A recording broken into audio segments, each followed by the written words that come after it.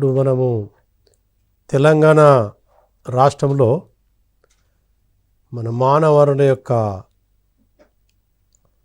లబ్ధి ఎలా ఉన్నదనేది మనం కొంత డీటెయిల్గా చెప్పుకుంటాము.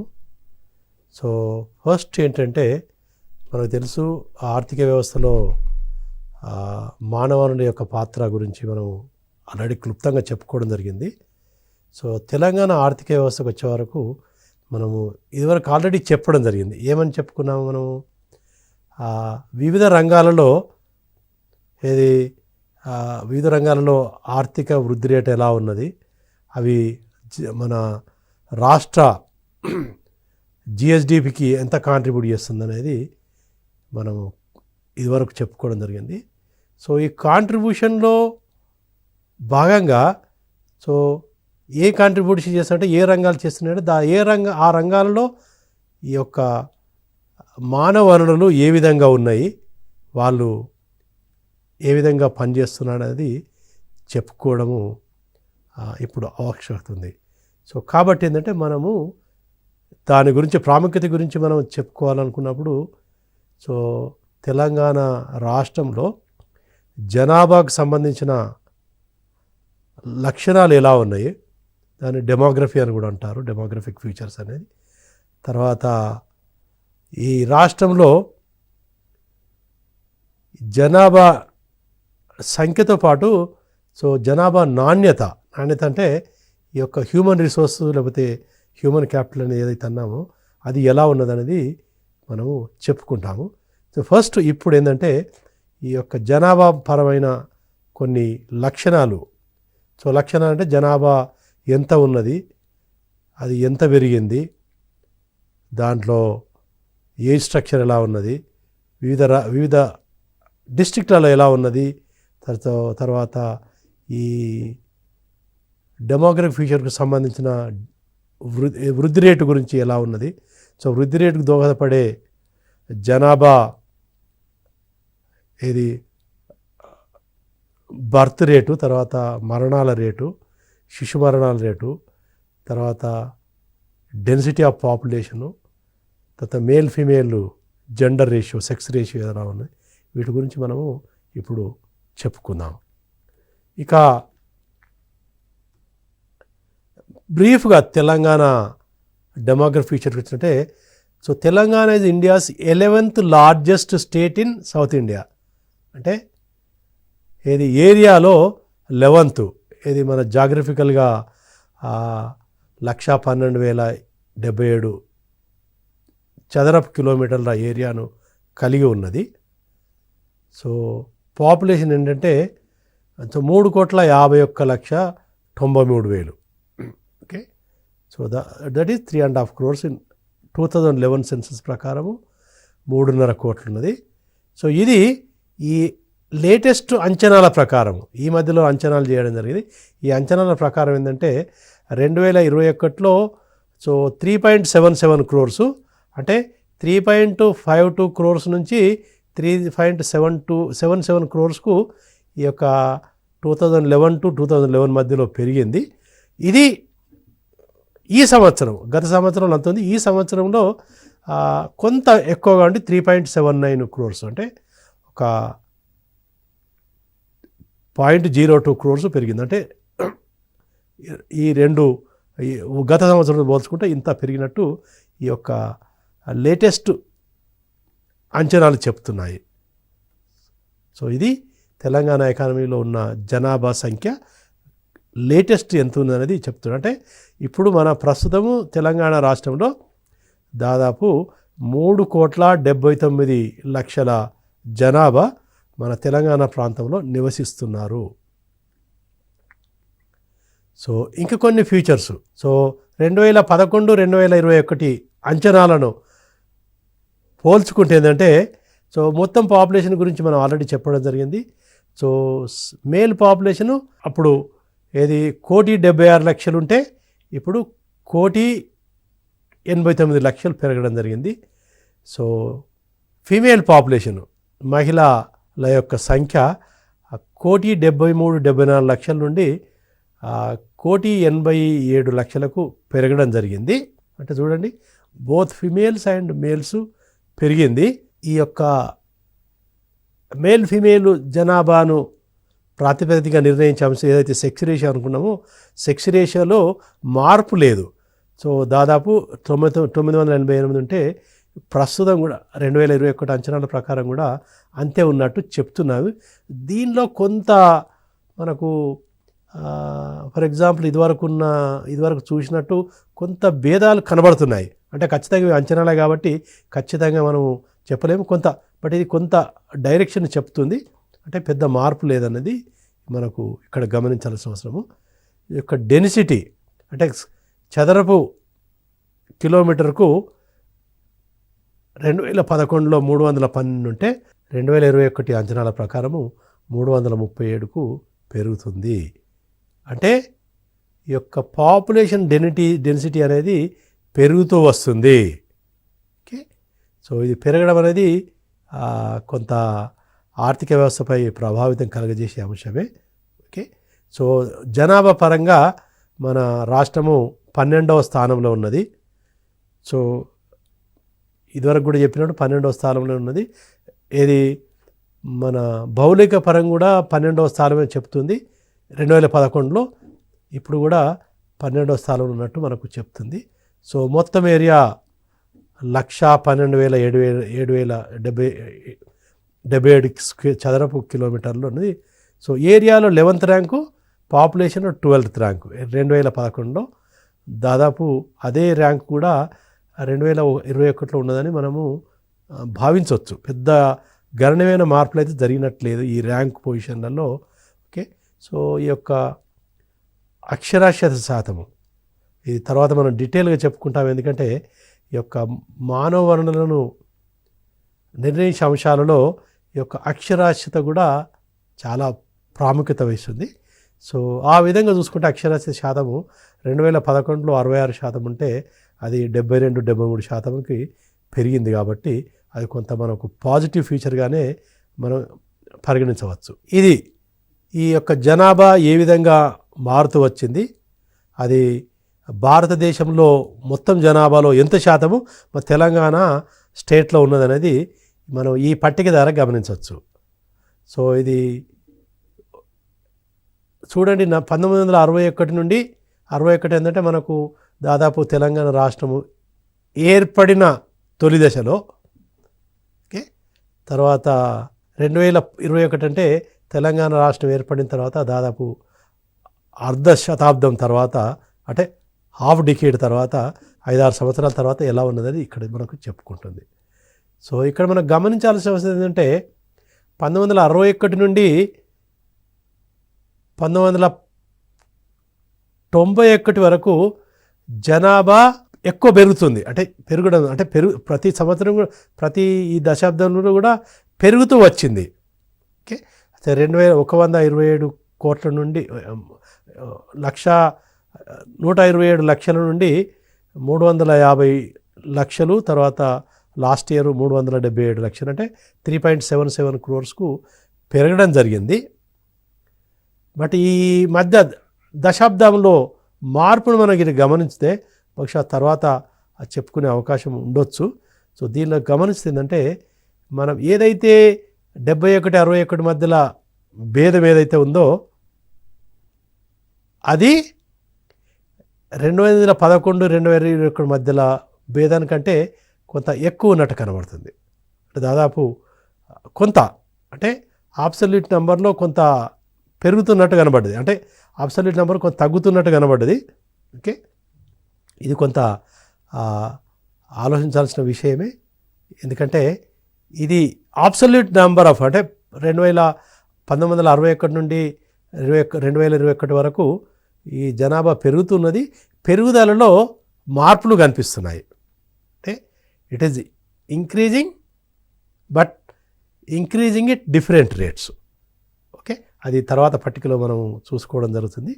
సో తర్వాత మన తెలంగాణ జనాభా భారతదేశంలో ఎంత శాతము జనాభా ఉందంటే ఇది మనకి ఇక్కడ గమనించాలంటే 1961లో దాదాపు 2.89% ఆఫ్ టోటల్ పాపులేషన్ ఇండియా ఈ స్టేయింగ్ ఇన్ తెలంగాణ.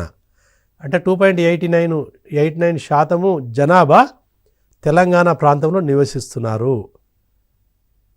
తర్వాత అది 1981 వచ్చే వరకు కొంత పెరుగుతున్నట్టు కనబడింది.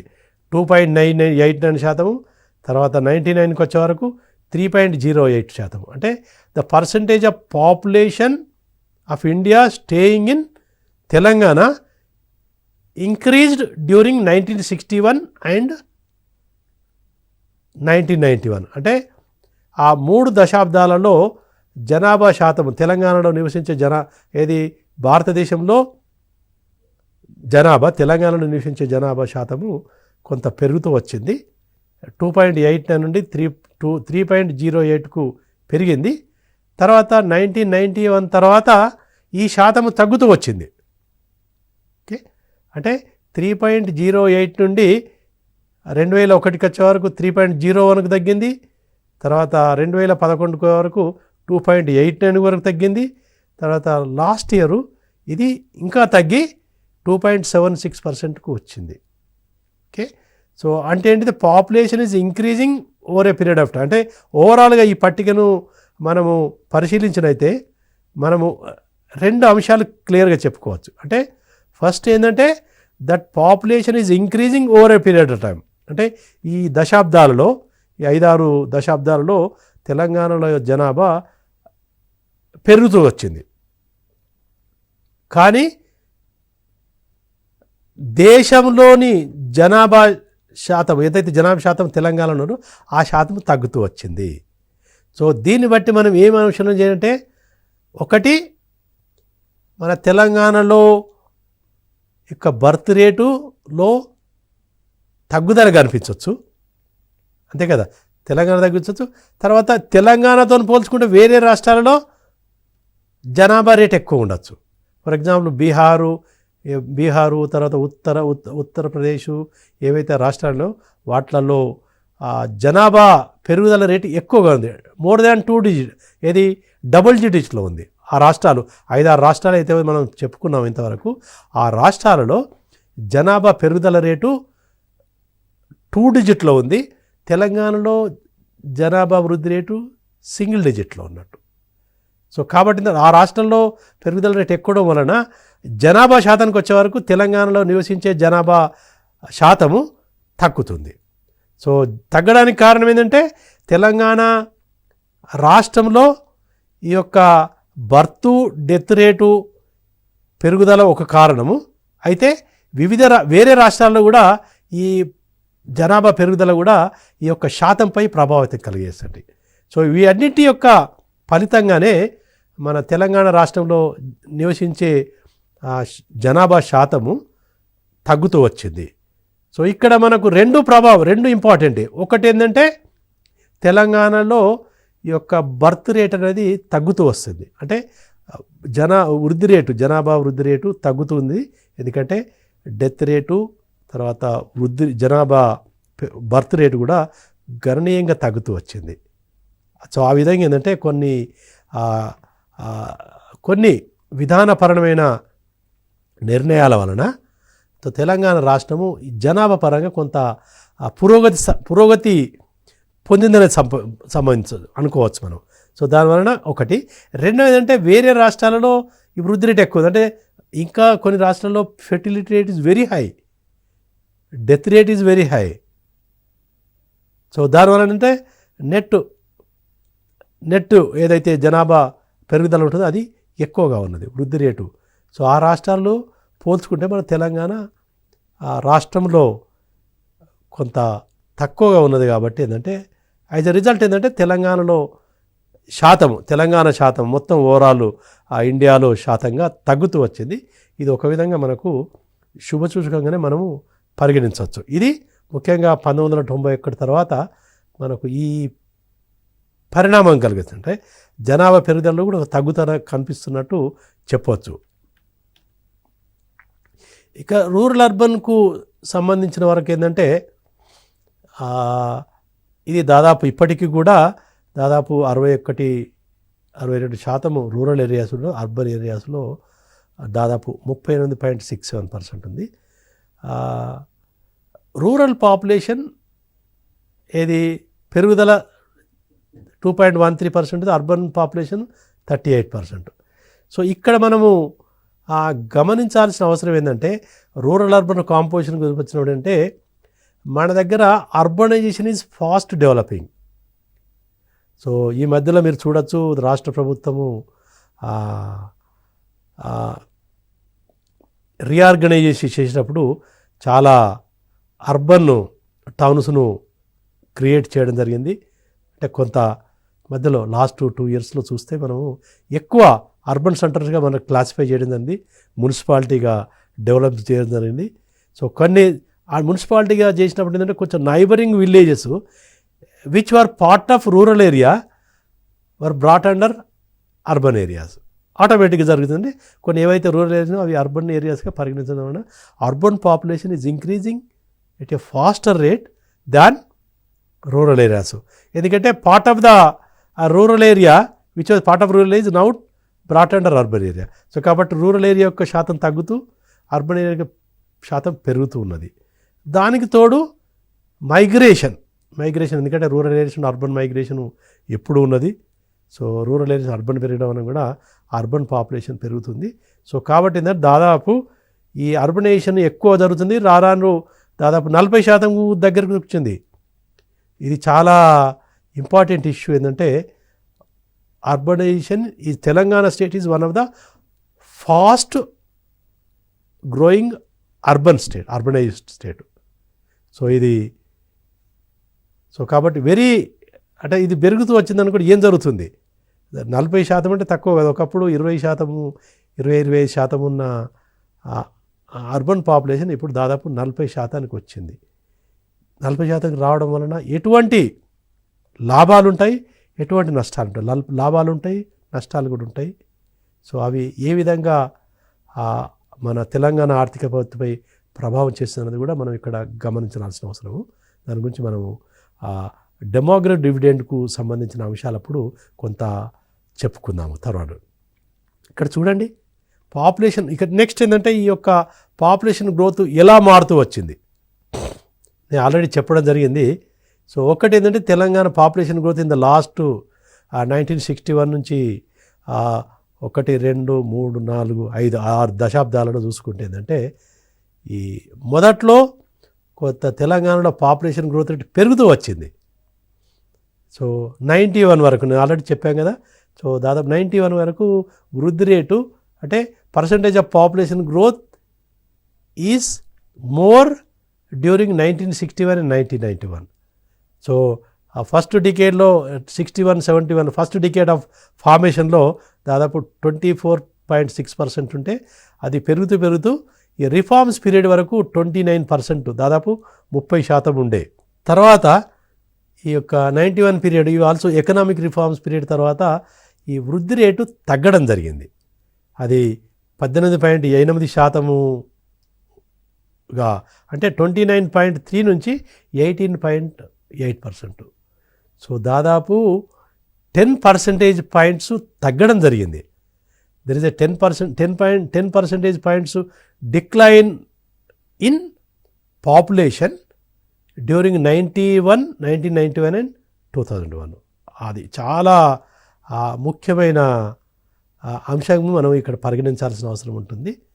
సో తర్వాత ఫర్దర్గా 2001 నుంచి 2001 నుంచి 2011 మధ్యలో కూడా 18.8 నుంచి 13.6%గా తగ్గడం జరిగింది. అంటే దాదాపు మనకు 5-6% జనాభా వృద్ధి రేటు తగ్గడం జరిగింది. వృద్ధి రేటు పాజిటివ్ ఉన్నది, వృద్ధి రేటు తగ్గడం జరిగింది. ఇక 2011-2021 మధ్యలో ఇది కొంత ఈ గణాంకాలు ఒక్కొక్క దగ్గర 7.6, 8.5 అని ఒక దగ్గర అన్నారు. But it is less than 10%. That much. ఒకటి ఏంటంటే 10% తక్కువగా ఉన్నది, అంటే తగ్గింది. ఇది ఒక దగ్గర 7.6 అని ఒక దగ్గర 8.5 అనేది సూచించడం జరిగింది. అది డిపెండ్స్ అపాన్ ఇది మెథడాలజీ డాటా సోర్స్ని బట్టి ఇది. బట్ లెస్ దాన్ 10% తగ్గడం జరిగింది. సో ఇది అంటే ఆల్మోస్ట్ సింగిల్ డిజిట్కి వచ్చింది. డబుల్ డిజిట్ నుంచి సింగిల్ డిజిట్కు వృద్ధి రేటు, జనాభా వృద్ధి రేటు తగ్గడం జరిగింది. సో ఇక ఇండియాతో పోల్చుకుంటే ఇండియా చూడండి. సో ఇండియాలో 1961-71 పీరియడ్లో 24.8% ఉంటే అది 24.7% ఉంది. తర్వాత 33.9% పెరిగింది. ఇది 81-91 పీరియడ్లో ఇండియాలో పెరిగింది, తెలంగాణలో కూడా పెరిగింది. అంటే పెరగడానికి కారణం ఏంటిది మనం పరిశీలించాల్సిన అవసరం ఉంటుంది. సో తర్వాత 91 తర్వాత మన తెలంగాణలో ఎలాగైతే తగ్గిందో ఆల్ ఇండియాలో కూడా తగ్గడం జరిగింది. 33.9% నుంచి 21.5% తగ్గింది. ఫర్దర్ 21.5 నుంచి 17.7% 2001-2011 మధ్యలో జరిగింది.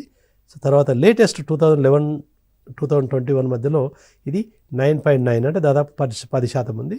సో ఇక్కడ అంటే దీంట్లో ఒక్కటి ఏంటంటే ఏదైతే ట్రెండ్ ఆల్ ఇండియాలో ఉందో తెలంగాణలో కూడా మనం గ్రహించవచ్చు. అంటే ఫస్ట్ ఫ్యూ డికేట్స్లో పెరుగుతూ వచ్చింది, తర్వాత లాస్ట్ ఫ్యూ డికేట్స్లో తగ్గింది. అది ఆల్ ఇండియాలో తగ్గింది, తెలంగాణలో తగ్గింది. బట్ తెలంగాణ పెడుతుంటే ఆల్వేస్ తెలంగాణలో పాపులేషన్ వృద్ధి రేట్ అనేది యొక్క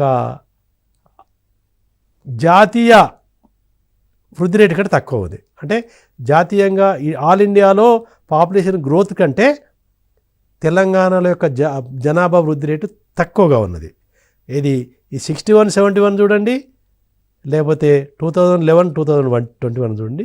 రెండిట్లలో చూస్తే కూడా ఎప్పుడు ఆల్ డికేడ్స్లో సో దట్ వే తెలంగాణలో జనాభా వృద్ధి రేటు ఆల్ ఇండియా వృద్ధి రేటు కంటే తక్కువగా ఉన్నది. అది సో 1981-91లో అయితే 33.9% ఉంది. ఇది ఇక్కడ తెలంగాణలో 29.3% ఉంది. అంటే ఆ డిఫరెన్స్ అనేది మన కొట్టొచ్చినట్టు కనబడుతుంది. ఓకే, సో కొట్టొచ్చినట్టు కనబడుతుంది. అది తగ్గు దశలో కూడా డిఫరెన్స్ కనబడ్డది. ఫర్ ఎగ్జాంపుల్ 2001-2011లో 13.6% ఉంటే 17.7 అంటే దాదాపు 44% పర్సెంటేజ్ 4 percentage points తెలంగాణలో తక్కువ ఉంది వృద్ధి రేటు, జనాభా వృద్ధి రేటు. దాంతో పోల్చుకుంటే ఈవెన్ లేటెస్ట్ 2001-2011-2021లో కూడా ఆ 9.9-10% దాకా ఉంటే ఇక్కడ 6%, 2-3%. సో దట్ వే ఏంటంటే in Telangana population growth rate is less and declining when compare to all India. Okay, all ఇండియాతో పోల్చుకుంటే ఇది ఎక్కువ తగ్గడం జరిగింది. Okay, so that way Telangana is in a better position. So all ఇండియాలో ఎక్కువ ఉండడానికి కారణం ఏంటంటే వృద్ధి రేటు మనం ఆల్రెడీ చెప్పుకున్నాము, ఇంతవరకు చెప్పుకున్నాము. కొన్ని రాష్ట్రాలలో వృద్ధి రేటు చాలా ఎక్కువగా ఉన్నది. సో వృద్ధి రేటు ఎక్కువ ఉంటుంది, సగటున ఆల్ ఇండియా యావరేజ్పై ప్రభావం కలిగిస్తుంది కాబట్టి అది ఎక్కువగా ఉన్నది. That is a so all ఇండియాలో ఇంకా still there are some states where the population growth rate is very high. And that way Telangana is much better position from the population point of view and also human resource point of view. ఎందుకంటే human రిసోర్సెస్లో నిర్ణయించే అంశాలలో population growth rate ఒకటి కాబట్టి ఇది ఒకటి మనం భావించవచ్చు. ఇక మనము మిగతా సూచికలు ఏదైతే డెమోగ్రఫిక్ స్ట్రక్చర్లో మనము చూడాల్సిన అవసరం ఏంటంటే ఒక వృద్ధి రేటుతో పాటు మనము జెండర్ ప్యారిటీ ఎలా ఉన్నది అంటే దీన్ని సెక్స్ రేషియోగా నిర్ణయించడం జరుగుతుంది. సెక్స్ రేషియో అనేది ఎలా ఉన్నది అనేది ఇది మనము ఈ పట్టికలో మనము డీటెయిల్డ్గా ఏం జరుగుతుంది దాదాపు ఒకటి ఇక్కడ గమనించాల్సిన అవసరం ఏంటంటే ఈ 1961 నుండి 2021 వరకు ఈ యొక్క తెలంగాణలో జెండర్ సెక్స్ రేషియో ఎలా ఉన్నది అనేది చెప్పుకున్నప్పుడు ఇది 1961లో 975 ఉంటే 71కి వచ్చే వరకు 969 తగ్గింది. తర్వాత 971కి కొంత పెరిగినట్టు సూచించింది. తర్వాత 967, 71, 988, 88కి అంటే కొంత ఈ దశాబ్దాలు చూసుకున్నప్పుడు కొంత జెండర్ అంటే సెక్స్ రేషియోలో కొంత పెరుగుదల వచ్చింది. అంటే 1975 నుండి 988కి కొంత పెరిగింది. అక్కడక్కడ మధ్యలో కొంత తగ్గినట్టు చూపించినా కానీ కొంత పెరిగింది. కాబట్టి మనకు ఇది కొంత విధంగా శుభసూచకంగా మనం కనుకుంటే జెండర్ రేషియో అనేది ఇది ఒక 1000 మంది పురుషులకు ఎంతమంది మహిళలు ఉన్నారనేది ఈ యొక్క జెండర్ సెక్స్ రేషియో చెప్తుంది. ఆ విధంగా చూసుకుంటే ఇప్పుడు దాదాపు 1000 మంది పురుషులకు 988 మహిళలు ఉన్నారనేది మనము చెప్పుకోవచ్చు. బట్ ఐడియల్ చూసుకుంటే ఎంతమంది ఉండాలి? 100 మంది పురుషులకు 1000 మంది పురుషులకు 1000 మంది మహిళలు ఉంటే అప్పుడు జెండర్ ప్యారిటీ ఉన్నట్టు మనకు భావించవచ్చు. ఇక ఆల్ ఇండియాతో పోల్చుకుంటే మన యొక్క sex ratio is more in all the years. So జెండర్లో చాలా చూడండి భేదం చాలా ఎక్కువగా ఉన్నది. సో 975 ఎక్కడ 947 దాదాపు 31 మహిళలు ఎక్కువగా ఉన్నారు. సగటున 31 మంది మహిళలు 1000 మందికి తెలంగాణలో ఎక్కువ ఉన్నది. ఇది 1961లో కూడా. ఇప్పుడు ప్రస్తుతం చూసుకున్నప్పుడు కూడా ఈ భేదము కంటిన్యూ అవుతుంది. అంటే తెలంగాణలో ఆ విధంగా చూసుకుంటే gender ratio is improving, but still less, but better అంటే డైరెక్షన్లో పెడుతుంది. ఎందుకంటే దీనికి ఆల్ ఇండియాలో కొన్ని రాష్ట్రాలలో ఈ యొక్క మహిళల బాలికల ఉంటుంది కదా, ఫిమేల్ జననాల రేటు, బాలికల జననాల రేటు, బాలుర జననాల రేటు పై ప్రభావం కలిగిందంటే నాదా ఏంటంటే మన యొక్క సెంటిమెంటల్ సోషల్ కస్టమ్స్ టాబ్యూస్ వలన ఏంటంటే కొన్ని వర్గాలు, కొన్ని కుటుంబాలు, కొన్ని దాని ఏంటంటే వాళ్ళు దే ప్రిఫర్ మేల్స్ అంటే బాయ్స్ను ప్రిఫర్ చేస్తారు. సో ఫీమేల్స్ అనేవారు మన ఫీమేల్ గర్ల్స్ అనేవారు కొంత డిస్క్రిమినేట్ చేయడం వలన కొంత వివక్ష చూపడం జరుగుతుంది.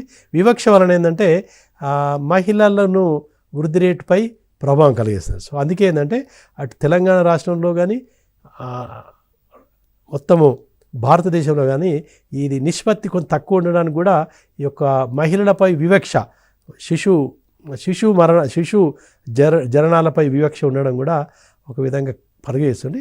బట్ రాను ఈ వివక్ష కొంచెం తగ్గడం వలన కొంత నిష్పత్తి ఏంటంటే సమానంగా రావడానికి ఆస్కారం ఉంటుంది. ఇక్కడ మనము ఇంతవరకు మనము చూసుకుంటే ఏంటంటే ఇంతవరకు మనము జనాభా పరంగా తెలంగాణ జనాభా పరంగా చూసుకున్నప్పుడు జనాభా ఎంత ఉన్నది, అది ఏ విధంగా పెరుగుతూ వచ్చింది, భారతదేశంలో పోల్చుకుంటే ఎలా ఉన్నది అనేది మనము ఇప్పుడు చెప్పుకోవడం జరిగింది. ఇప్పుడు ప్రస్తుతం ఏంటంటే మనము ఇంకా వివిధ రకాల అంశాలు డెమోగ్రఫిక్ స్ట్రక్చర్లో సెక్స్ రేషియో, డెన్సిటీ, మిగతా అంశాలను మనము చెప్పుకుందాం ఇంకా. Thank you.